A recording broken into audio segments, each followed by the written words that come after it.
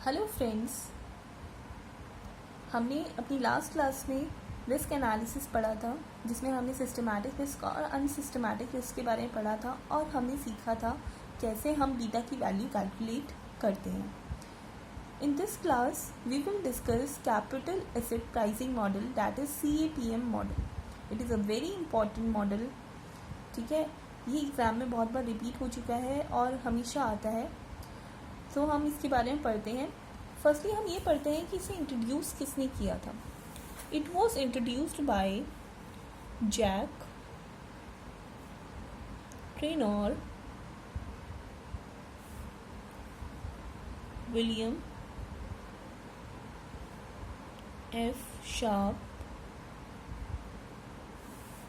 And John Lintner.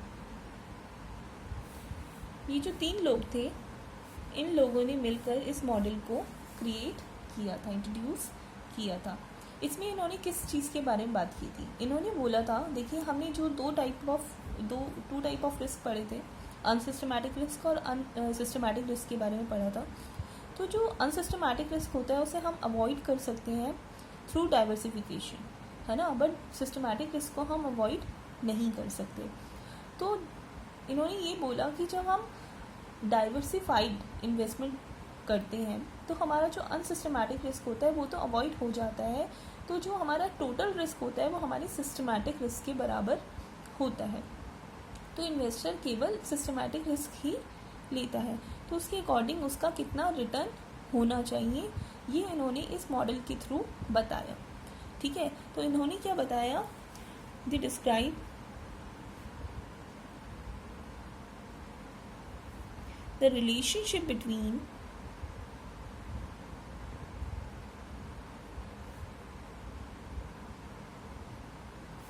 expected return and risk। और यहाँ पर जो रिस्क होता है वो केवल क्या होता है? सिस्टमैटिक रिस्क होता है, अनसिस्टमैटिक रिस्क नहीं होता है। ठीक है, और इसको हम कैसे रिलेशनशिप को हम इस्टेब्लिश कर सकते हैं, उसके लिए इन्होंने एक फॉर्मूला दिया है। उसका फॉर्मूला है RE equal to RF plus beta RM minus RF। अब कहोगे मैम हमें तो यहाँ पर कोई भी टर्म क्लियर नहीं हो रही है, ये है क्या? तो हम आपको बताते हैं RE यहाँ पर क्या है, where RE is expected return on security। जिस भी सिक्योरिटी में हमने इन्वेस्ट किया है उसमें हमें कितना एक्सपेक्टेड रिटर्न है। ठीक है, that is denoted by RE। RF is risk free interest rate.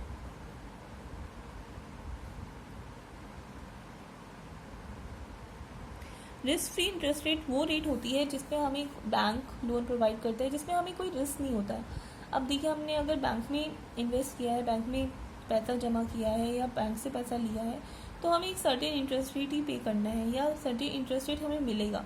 हमें ये पता है हमें वो मिलेगा ही मिलेगा, हमें कोई रिस्क नहीं है उसमें। ठीक है, तो वो क्या हो गया हमारा रिस्क फ्री इंटरेस्ट रेट, जिसे हम डिनोट करते हैं RF से। नेक्स्ट इज RM यहाँ पर है मार्केट रिटर्न। जो भी उस टाइम पर मार्केट में रिटर्न मिल रहा होगा वो हो गया हमारा RM। And beta you all know is systematic risk, क्योंकि हम केवल यहाँ पर सिस्टमैटिक रिस्क को ही कंसीडर करते हैं। तो ये हो गया RE equal to RF plus beta RM minus RF। ठीक है, तो इस तरह से हम रिटर्न और रिस्क के बीच में रिलेशन स्टैब्लिश करते हैं। अब हम पढ़ेंगे एजम्पशंस क्या थी इस मॉडल की। ठीक है, देखिए एजम्पशंस। तो फर्स्ट एजम्पशन क्या थी इस मॉडल की? Markets are ideal. Markets are ideal. Markets are ideal means कि कोई ट्रांजेक्शन कॉस्ट नहीं लग रही होगी, कोई टैक्सेस नहीं होंगी, कुछ इन्फ्लेशन नहीं होगा मार्केट में। तो हम कहेंगे there is no transaction cost taxes, inflation. ठीक है, तो तब हमारी क्या होते हैं, मार्केट्स आइडियल होते हैं। ये इनकी एजम्पशन थी। सेकेंड एजम्पशन इनकी क्या थी, इन्होंने बोला कि जो इन्वेस्टर्स हैं वो डाइवर्सिफाइड इन्वेस्टमेंट कर रहे हैं, डाइवर्सिफाइड सिक्योरिटीज़ हैं उनके पास। इस वजह से उनका जो अनसिस्टमैटिक रिस्क है वो क्या है, ज़ीरो है। उनके पास कोई अनसिस्टमैटिक रिस्क नहीं है। तो हम कहेंगे investors hold diversified portfolio, so there is no unsystematic risk। ठीक है, अब थर्ड एजम्पशन पर आते हैं। थर्ड एजम्पशन क्या है इसमें, ऑल इन्वेस्टर्स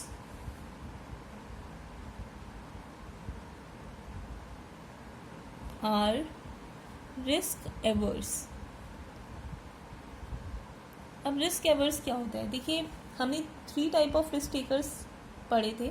एक था रिस्क सीकर, एक था रिस्क एवर्स, और एक था हमारा रिस्क न्यूट्रल। अब देखिए जो हमारे रिस्क एवर्स होते हैं, जो रिस्क एवर्स वाले होते हैं वो क्या होते हैं, बहुत ही सोच समझ कर डिसीजन लेते हैं। वो पूरा प्रॉपर कंपैरिजन करते हैं रिस्क और रिटर्न के बीच में, और उसके बाद डिसीजन लेते हैं कि हमें इन्वेस्ट करना चाहिए या नहीं करना चाहिए। अगर उनका रिस्क कम होता है एज़ कम्पेयर टू रिटर्न, तब वो सिक्योरिटी में इन्वेस्ट करते हैं, नहीं तो नहीं करते हैं। तो यहाँ पर जो इस मॉडल की assumption थी उसके according all investors are risk averse. Fourth assumption जो है इसकी वो है markets are highly efficient. Markets are highly efficient का मतलब ये होता है कि सारे जो इन्वेस्टर्स हैं उन्हें प्रॉपर नॉलेज मिल रही है, प्रॉपर इन्फॉर्मेशन है। ये नहीं है कि किसी इन्वेस्टर को तो नॉलेज है, किसी इन्वेस्टर को तो प्रॉपर इन्फॉर्मेशन मिल रही है और किसी को नहीं मिल रही है। तो all investors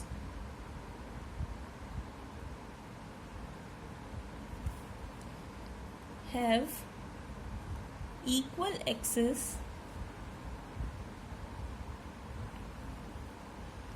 to all information। ठीक है, ये हो गया फोर्थ एजम्पशन।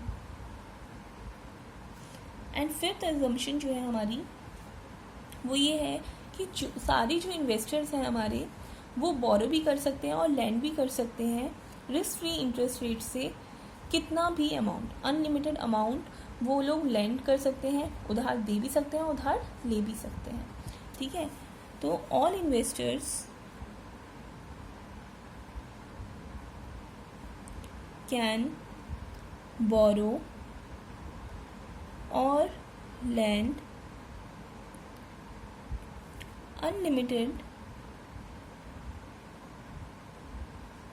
अमाउंट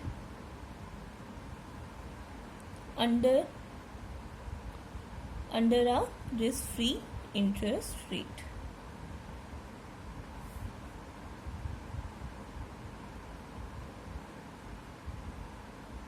ठीक है, ये हो गई हमारी फिफ्थ assumption। अब हमारी सिक्स्थ assumption क्या है, देखिए अब यहाँ पर हमने बात की थी कि हमारी जो इन्वेस्टर्स हैं वो डाइवर्सिफाइड इन्वेस्टमेंट कर रहे हैं, तो इसमें अनसिस्टमैटिक रिस्क तो है नहीं, तो बीटा हमारी टोटल रिस्क को डिनोट कर रहा है। तो beta is the only measure of risk. जो सिस्टमैटिक रिस्क ही हमारा टोटल रिस्क है, so beta is the only measure of risk. ये हो गई हमारी सिक्स्थ assumption। अब हम सेवेंथ assumption पढ़ेंगे। इसमें है markets are in equilibrium.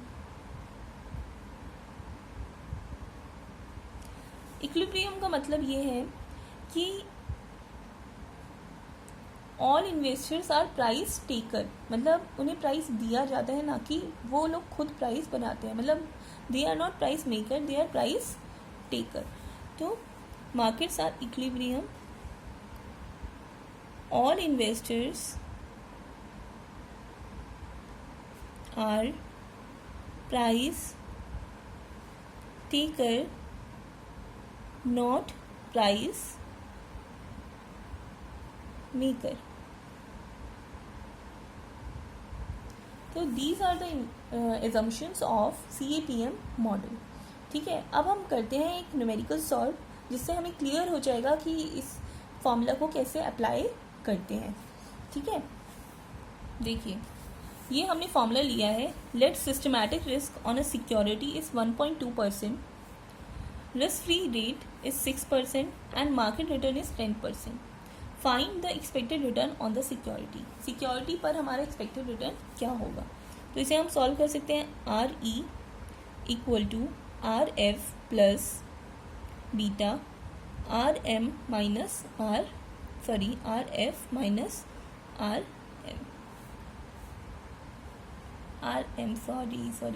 Minus RF। ठीक है, अब हमें क्या करना है? RE हमें कैलकुलेट करना है। RF हमें पता है, RF है हमारा risk free interest rate. Risk free interest rate यहाँ पर गिवन है हमें 6%, हमने यहाँ पुट कर दिया। प्लस बीटा हमें पता है 1.2। RM हमें पता है, RM है हमारा 10% माइनस RF 6%। अब इसे हम कैलकुलेट करेंगे तो 6 plus 1.2 into 4, 6 plus 4.8 that is 10.8 6 plus 4.8 equal to 10.8%। तो ये हमारे पास आता है 10.8% किसकी? एक्सपेक्टेड रिटर्न की वैल्यू। जब हमने RF risk free interest rate 6% given है, बीटा हमारा 1.2 है, RM हमारा 10% है, तो हम अपना एक्सपेक्टेड रिटर्न इस फॉर्मूला के थ्रू कैलकुलेट कर सकते हैं। इससे हमें ये भी पता चलता है कि हमारा जो रिटर्न ऑन इक्विटी, मतलब जो इक्विटी है, मतलब इक्विटी कैपिटल पे कितना रिटर्न होना चाहिए। तो इससे हमें ये पता चला कि 10.8% रिटर्न होना चाहिए इक्विटी पर। ठीक है, अगर मान लीजिए इसी क्वेश्चन को हम चेंज कर देते हैं और कहते हैं कि अगर हमने if premium goes up to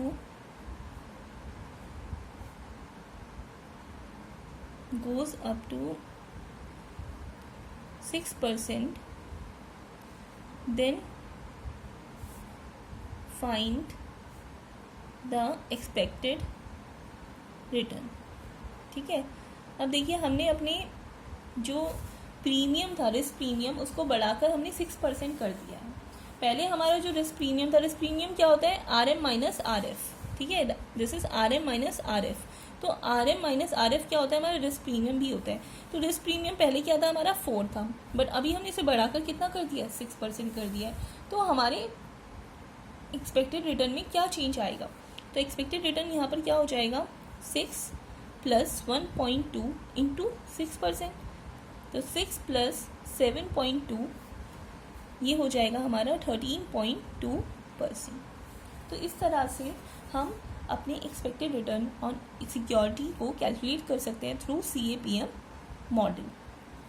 अब हम पढ़ेंगे कि हमें किस कंडीशन में अपनी सिक्योरिटी को बाय करना चाहिए, किस कंडीशन में हमें इसे सेल करना चाहिए। तो देखिए, अगर जो भी हमारा यहाँ पर रिजल्ट आ रहा है, मान लीजिए CAPM मॉडल से जो हमारा एक्सपेक्टेड रिटर्न आया वो लेस है हमारे एक्सपेक्टेड रिटर्न से। ठीक है, हमारा एक्सपेक्टेड रिटर्न क्या था? ज़्यादा है और CAPM में कम दिखा रहा है। इस मीन्स उसका प्राइस कहीं ना कहीं बढ़ेगा। हमने उसे क्या कर दिया है? अंडर वैल्यू कर दिया है यहाँ CAPM मॉडल में, है ना। कहीं ना कहीं उसकी वैल्यू क्या है? अंडर वैल्यूड है। तो उस कंडीशन में उसका क्या होगा? प्राइस अभी बढ़ेगा। तो उस कंडीशन में हमें क्या करना चाहिए? उस सिक्योरिटी को बाय करना चाहिए जहाँ पर CAPM क्या हो? लेस देन एक्सपेक्टेड रिटर्न हो। CAPM में जो हमारा रिटर्न आया है उसकी value less than expected return हो, तो उस कंडीशन में हमें सिक्योरिटी को बाय करना चाहिए। सेकंड केस क्या है? If CAPM is greater than expected return. अब देख लीजिए, अगर CAPM में जो हमारा रिटर्न आया है वो ग्रेटर है हमारे एक्सपेक्टेड रिटर्न से, मीन्स जितना हम लोगों ने एक्सपेक्ट किया था उससे ज़्यादा हमारी CAPM में वैल्यू आ रही है, तो इस मीन्स कहीं ना कहीं जो हमारी सिक्योरिटी है वो क्या है, ओवर वैल्यूड है। अगर ओवर वैल्यूड है तो उस केस में हमें क्या कर देना चाहिए, उसे सेल कर देना चाहिए। ठीक है। और अगर मान लीजिए थर्ड केस है, अगर CAPM में जो भी वैल्यू आई है वो इक्वल है हमारे एक्सपेक्टेड रिटर्न से, उस केस में हमें क्या करना चाहिए। देखिए इस केस में क्या हो रहा है, जो भी हमारा एक्सपेक्टेड रिटर्न था, जो हमने सोचा था कि इतनी वैल्यू होनी चाहिए सिक्योरिटी की, उतनी ही वैल्यू CAPM में भी आ रही है, मार्केट में भी वही वैल्यू चल रही है। उस केस में उसकी जो वैल्यू है वो सही है। इस केस में हमें क्या करना चाहिए, सिक्योरिटी को होल्ड करके रखना चाहिए। ठीक है। तो ये 3 केसेस हैं, CAPM के थ्रू हम ये एनालाइज कर सकते हैं, ये डिसाइड कर सकते हैं what we have to do, whether we should buy the security, we should sell the security और we should hold the security। ठीक है। अब हम नेक्स्ट पढ़ेंगे सिक्योरिटी मार्केट लाइन। ठीक है। देखिए जो नेक्स्ट है हमारा क्या है, सिक्योरिटी मार्केट लाइन। अब ये सिक्योरिटी मार्केट लाइन क्या होता है, सिक्योरिटी मार्केट लाइन क्या होता है, graphical representation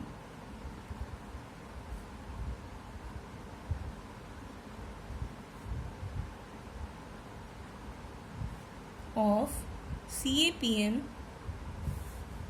is the security market line। ठीक है। अब इसे हम एक डायग्राम के थ्रू समझते हैं।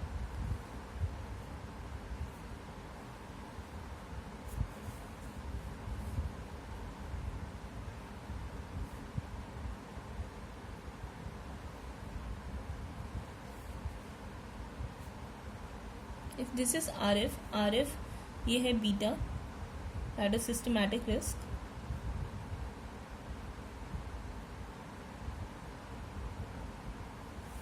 और ये हमारे एक्सपेक्टेड रिटर्न्स।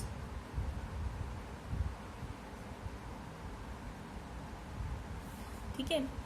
अब देखिए RF तो हमें मिलेगा, रिस्क फ्री इंटरेस्ट रेट तो हमें मिलेगा जीरो रिस्क पे भी, है ना, रिस्क फ्री इंटरेस्ट रेट हमें जीरो रिस्क पे मिलता है।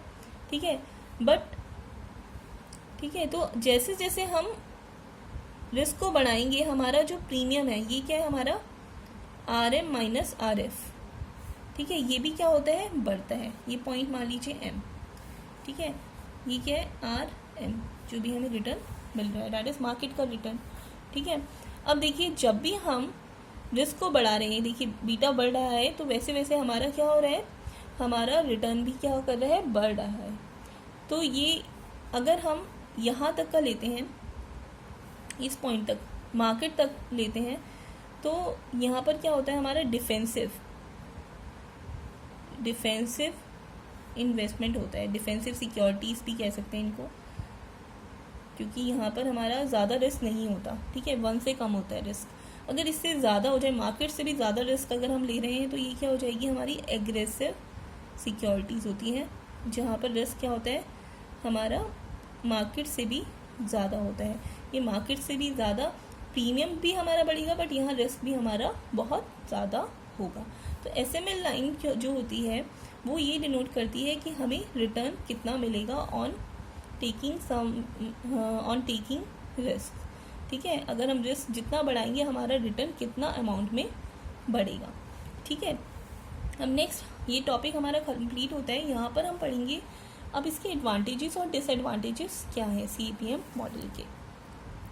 फर्स्टली अगर हम एडवांटेजेस की बात करें तो इसे हम बहुत इजीली कैलकुलेट कर सकते हैं। तो it can be easily calculated.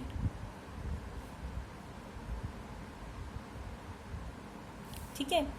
अगर सेकेंड एडवांटेज की बात करते हैं, इससे हम क्या कर सकते हैं, इससे हम एस्टिमेट कर सकते हैं the required return on an investment, कि हमारा रिक्वायर्ड रिटर्न कितना होना चाहिए किसी इन्वेस्टमेंट पे।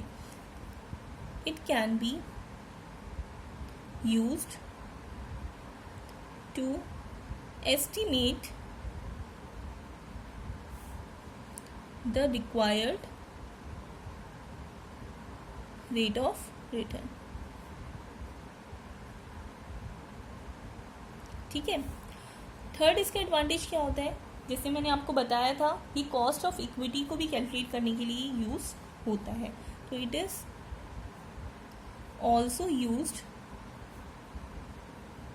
To calculate the cost of equity. ठीक है, तो these are the advantages of CAPM model. अगर हम डिसएडवांटेजेस की बात करें,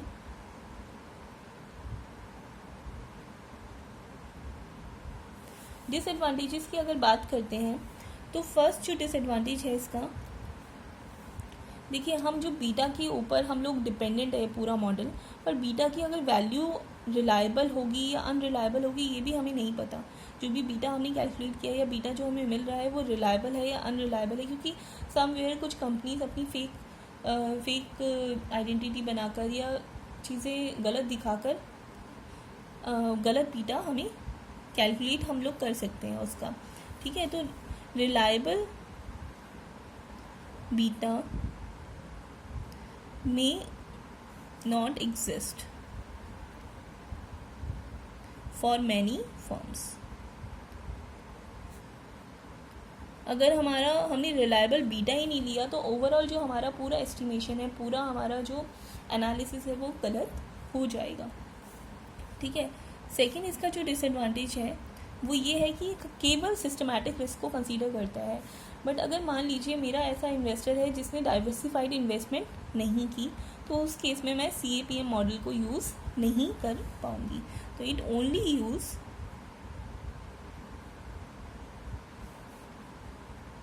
सिस्टमैटिक रिस्क। ठीक है, जो थर्ड इसका डिसएडवांटेज है वो ये है, देखिए हमने यहाँ पर हम लोग को ऑलरेडी वैल्यू गिवन थी RF एंड RM की, बट अगर हम उसे कैलकुलेट करना सीखें, अगर हम कैलकुलेट करें तो it is very difficult to calculate RF and RM। ठीक है, अगर मान लीजिए आज के टाइम पर मैं बीटा की वैल्यू कैलकुलेट कर रही हूँ तो मेरे को बहुत मुश्किल हो जाएगा RF और RM की वैल्यू कैलकुलेट करना। तो it is difficult to calculate RF and RM। ठीक है, these are the disadvantages of CAPM model. तो यहीं पर हमारा ये टॉपिक ख़त्म होता है। होप आप लोग को समझ में आया होगा, और अगर आपको कोई भी डाउट है आप लोग कमेंट करके पूछ सकते हैं। और प्लीज़ मेरी वीडियोस को लाइक कीजिए, शेयर कीजिए एंड सब्सक्राइब कीजिए, और प्लीज़ बेल का बटन प्रेस कीजिए सो डैट आपको नोटिफिकेशंस मिलते रहें। Okay, thank you.